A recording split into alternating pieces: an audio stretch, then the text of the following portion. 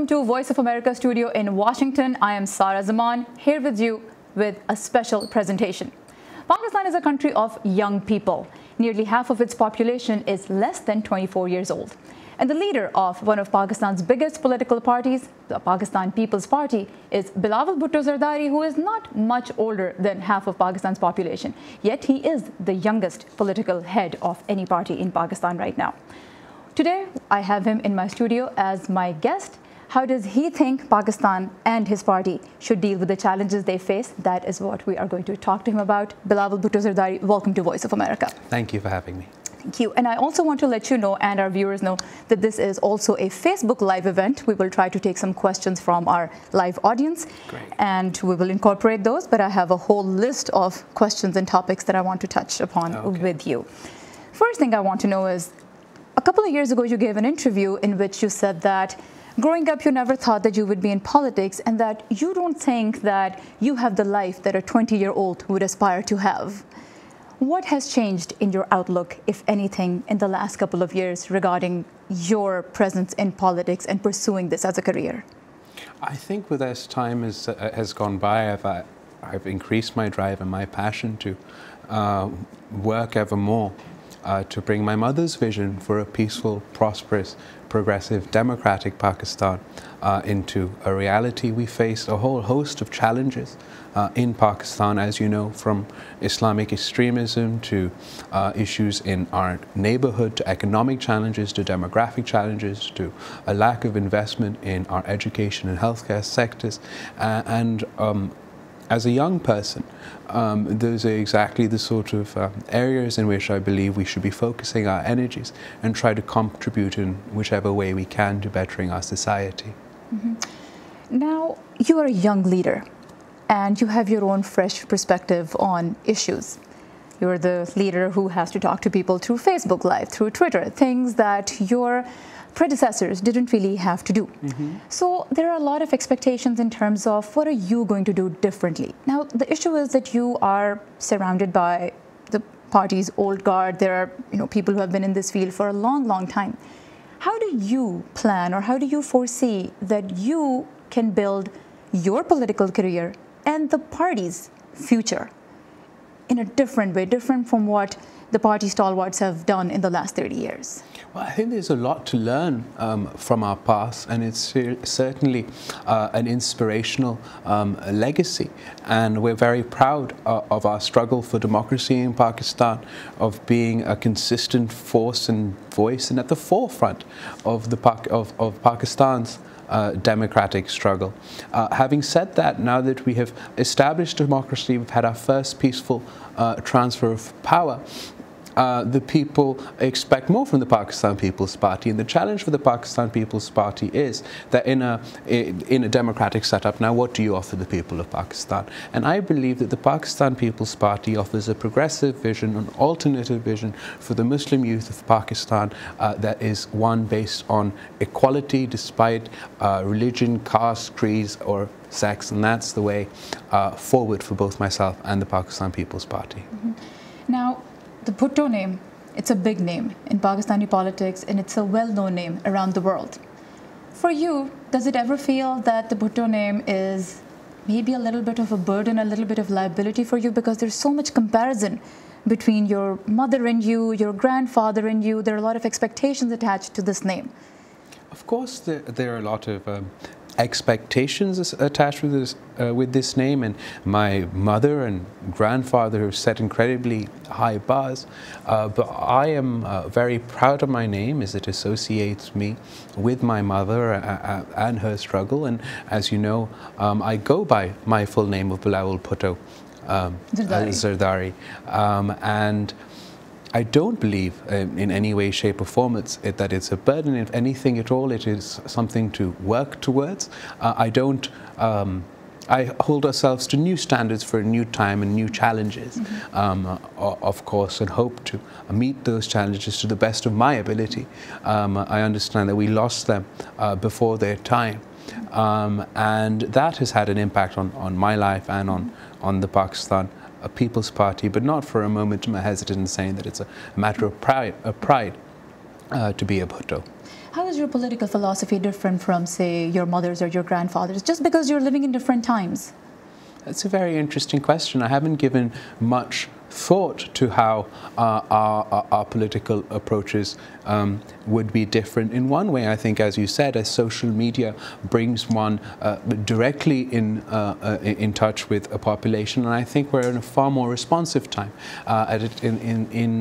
In their generations, you didn't have 24-hour news. You didn't have this modern technology that has really increased the pace of everyday life and politics in the country. So one has to be more responsive. Another way that we're different, unfortunately, is the security paradigm in Pakistan has changed. And given the way that we lost my mother, my freedom to campaign, I don't get an equal playing field as the other political parties, as the Pakistan People's Party is singled out by terrorists and extremist groups, while the more conservative parties are not. So in those ways, I would say it's different, but it's challenging. MQM and ANP have also had to deal with the challenges that you're talking about in terms of not getting a level playing field, especially during election season last They don't time. have to campaign nationally, but of course, on their provincial and the city of Karachi, they too have faced challenges. Of course, Altaf Hussain never campaigned himself, so he didn't face the same. In terms of, I know you said that, you're living in different times, so the political philosophy would somewhat be different. One thing that when we look at People's Party's years, and especially when we focus on your mother and your father's politics, your mother once said that there are no permanent enemies and no permanent friends in politics. Reconciliation is part of the narrative. Do you value reconciliation, or do you feel that if there are other parties that are in opposition to you, or you're in opposition, sitting in opposition, then the role is to oppose? I think that it's obviously very important, particularly when the other party is in government, to hold them to account, and that is the role of the opposition.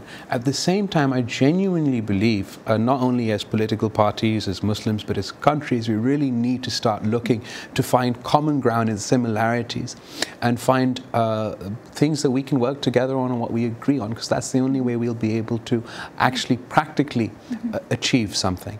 But that requires a lot of initiative, a lot of leadership, and I hope to be able to live up to such a challenge. Now in Pakistan, democracy is still, in its nascent stages, it's strengthening itself. How do you see the role of a party that's sitting in opposition, whether today or in the future? How should a party balance its responsibility of being in the opposition and holding the government accountable, but also strengthening this process so anti-democratic forces don't find space? Well, absolutely, the opposition party has to hold the government to the account, but the onus is also on the government to give democracy its due respect. And that is really something that this government has frankly not done. They've used the electoral process and the word democracy to come to power, but then have not followed through. If the Prime Minister does not attend Parliament, then how can he pretend to be a champion of democracy? If his ministers don't attend to answer questions, then people will lose faith in the very democracy the rest of us have sacrificed so much to achieve. Bilawal, we'll keep talking to you. We are now going to take a very brief break. This is a Facebook Live event as well, and we'll take a short break over there too, but we'll come back momentarily with more questions.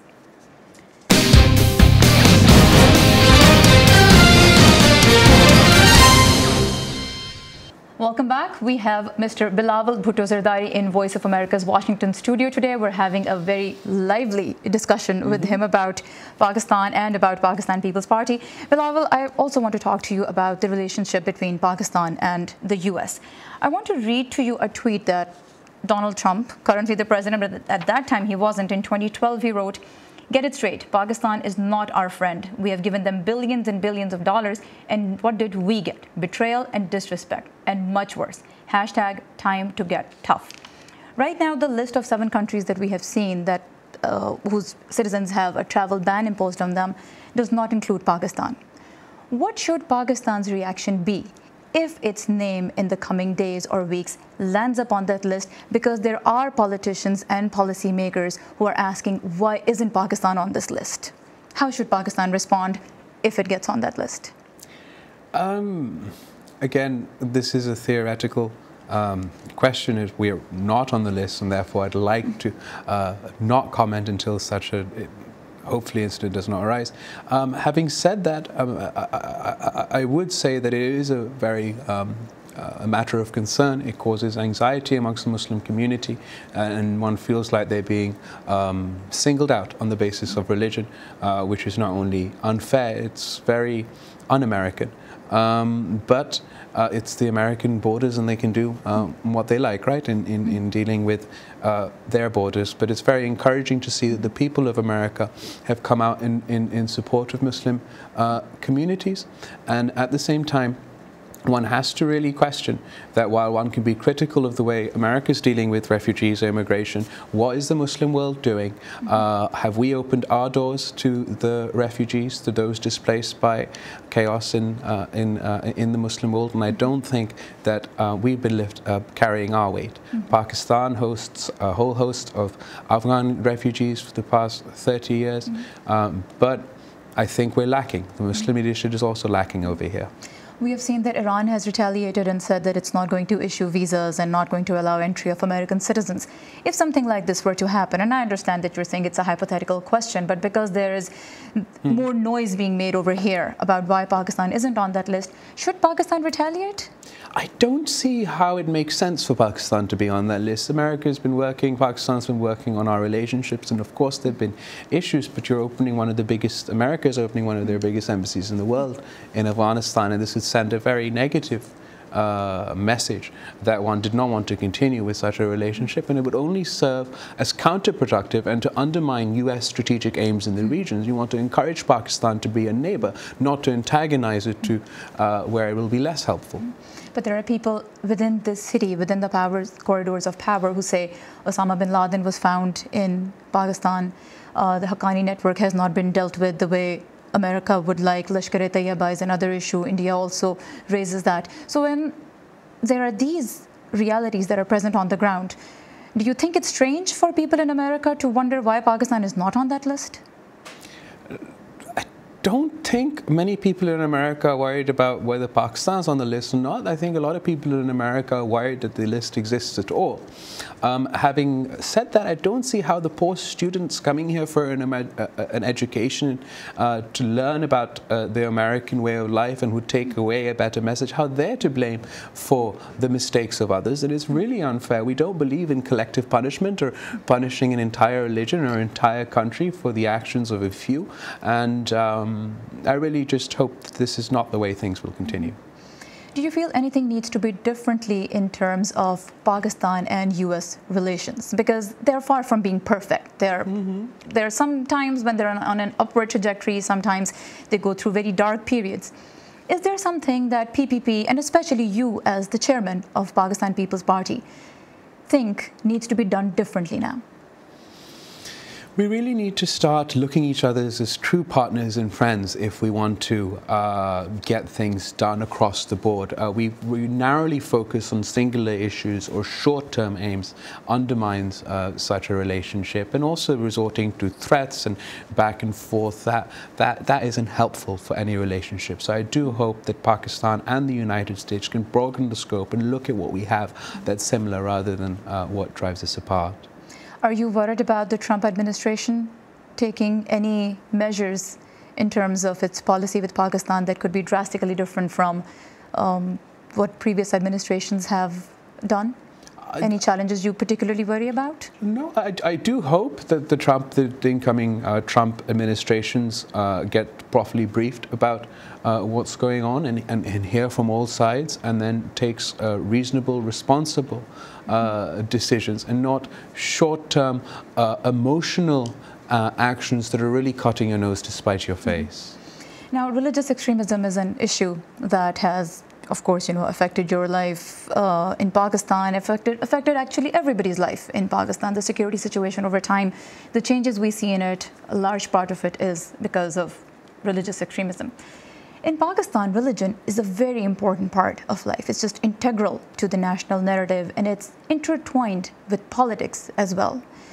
Do you think that in a country where politics and religion are mingled all the time, in that environment, it is going to be possible to get away from a narrative that includes religious extremism? Can people do away with that when it's constantly intermingled in every sphere of life, especially politics? Well, as far as politics, I think that religion is a beautiful thing, and Islam is a beautiful, peaceful religion, and politics is a dirty, dirty, filthy game. And it is my belief that the two should not be mixed. And those that exploit religion for politics or business do a disservice to our country and to the religion. As far as tackling extremism, I believe as long as we don't confuse Islam with terrorism. We've seen just yesterday the horrific terrorist attack on the Muslim community in Canada. So it's not just, we have to understand that this is something that happens across the board. It is not one religion that does this, and we really need to stop this impression or this fear-mongering against one particular religion. Mm-hmm. You said that politics is a dirty, dirty game, and there are a lot of people, I think, who would agree with you. There is frustration among people in Pakistan with their politicians. Mm. As a young leader, what do you think needs to be done to overcome that frustration, to actually build a bridge between your voters and between the party, not just in terms of, let's say, starting a couple of more development projects, criticizing the sitting government on a couple of issues? How can the political class of Pakistan, not just you as an individual, what can the political class in Pakistan do to reduce the frustration of voters? I think that you're absolutely right. And there seems to be a disconnect internationally between the political class and the voting public.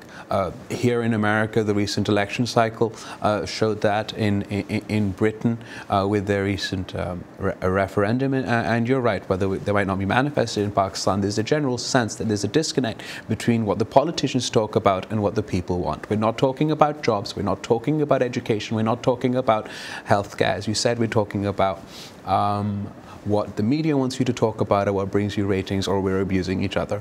And that is going to continue to frustrate the people of Pakistan, and that's something that really needs to be overcome. In terms of the role of the media, I mean, right now, all politicians are on, their fair game as far as Pakistan's media is concerned. You are criticized for the fact that you haven't lived a large part of your life in Pakistan. You're criticized for not being as fluent in Urdu as, let's say, other veteran politicians are. Does this type of criticism bother you? Oh, not at all. It's something I watched my mother being criticized for not speaking Urdu fluently enough. And I know that I didn't choose this life. I didn't choose to be outside Pakistan during the dictatorship. My mother was forced into exile. So these things don't bother me. And if the biggest criticism they have about me is my pronunciation, then I think I'm doing particularly well, because I can think of far more criticism of my opponents than that. Well, we'd like to talk about what you would like to change in yourself in just a moment. We are going to take a very quick break. We would like to ask our Facebook viewers to hang around. We'll include their questions, and we will get Mr. Bilawal Bhutto Zardari's answers for the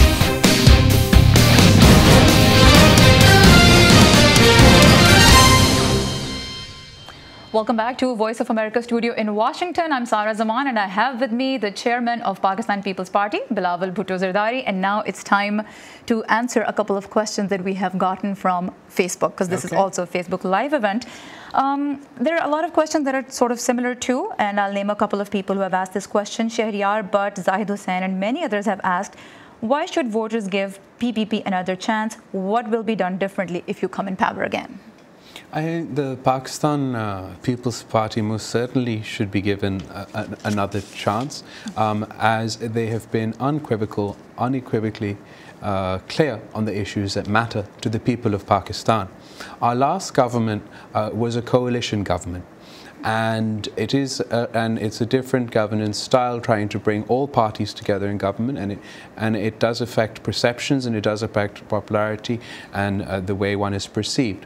I do hope that the Pakistan People's Party is given that second chance. And Sharif Shirani and Jawad Ali Qureshi, they both have questions related to minority rights in Pakistan. One of them wants to know, is there any chance that Pakistan could have a prime minister from a minority religion? And the other question is about the withdrawal of the forced conversion bill in the Sindh Assembly.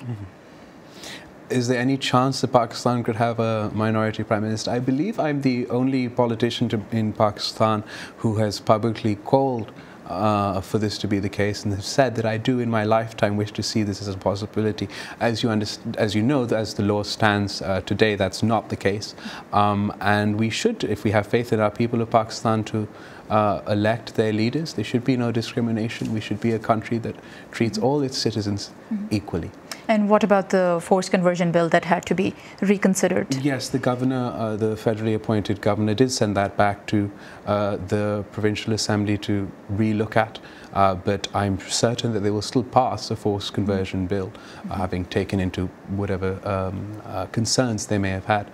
But it is, I'm very encouraged by the work in Sindh by the provincial government, particularly on women's rights and minority rights. Of course, you may have heard about the Hindu marriage bill, which which has passed recently by the Sindh Assembly and afforded equal rights to Hindu and minority citizens who didn't have their marriages recognized by the states and couldn't afford the benefits of the laws that come with that since 1947. I mean, and I think that's pretty outrageous. So it's a historical achievement. There are many others, but of course there's more to be done. When we talk about minority rights in Pakistan, it was during the government of your grandfather that Ahmadiyas were declared infidels, and it was made part of the constitution. Do you think this is something that PPP should accept and even discuss and own openly and say, yes, this happened and now we want to create a different legacy from that? Is this something that PPP should own up to? I think that it is a part and parcel of the history of Pakistan, but it definitely wasn't a political party-driven initiative or a part of anyone's manifesto that should be owned in a political sense. But it is certainly something that we have to look at, right? The way all minority communities in Pakistan are being treated and the increasing level of intolerance in our society. And until we discuss our past and what has happened and where we'd like to see this country going in the future, we won't have the required clarity.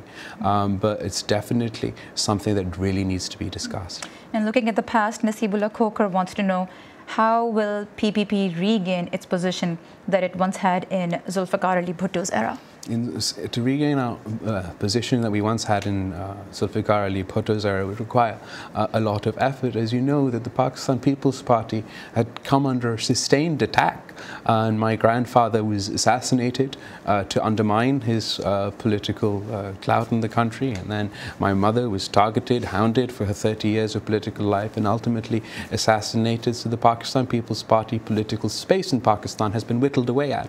But it's up to us now to provide that alternative narrative and take the fight to the next level and not be demoralized and understand that it's a difficult challenge. But I believe if we go out to the people and speak for their issues, we'll be given a chance. Now, your mother was a world-renowned leader and very well respected in Washington, D.C. as well. She came into power twice, but was not able to complete a term. Your father, on the other hand, was the first democratically elected government to complete its term in Pakistan. Between your two parents, who would you say is a better politician? A better politician? That's a very interesting question, because politics is an art of the possible. And what we did in our last Pakistan People's Party government is achieve something that was thought impossible in Pakistan. It was my mother's life aim not only to have a democratic transition, but the restoration of the 1973 constitution. So I really see it as a continuation of the Pakistan People's Party's struggle, culminating in our achievements in the last government. So do you take cues from both your parents? Oh, absolutely. I think it makes me a lethal combination to be both my mother's son and my father's son. And they bring different aspects of politics to the table. And lastly, is there anything that you think you need to change about your thought process, your persona, or how you approach issues, how you approach people in Pakistan? What, if you were to engage in introspection, what would be the answer? What does Bilawal Bhutto Zardari's heart say to him? About what I need to change about the way Do you feel the need to change, or do you feel you're on the right trajectory? There's always room for improvement, and I'm open to hearing on how one can do better. I can promise that I'm trying to the best of my ability to live up to not only everyone's expectations, but my own high bar for what I believe the Pakistan People's Party stands for ideologically. And then I hope people would have to respond to that, and I'd have to see how that goes before I change myself. Great. Thank you so much. I wish we had more time. We would have included even more questions from Facebook Live, but we would now have to wrap this conversation up. I would really like to thank you, Bilawal Bhutto Zardari, for coming to Voice of America and for giving us a chance to not just talk to you, but also to connect you with voters in Pakistan. Thank you so much for the opportunity. It was a real pleasure. Thank you.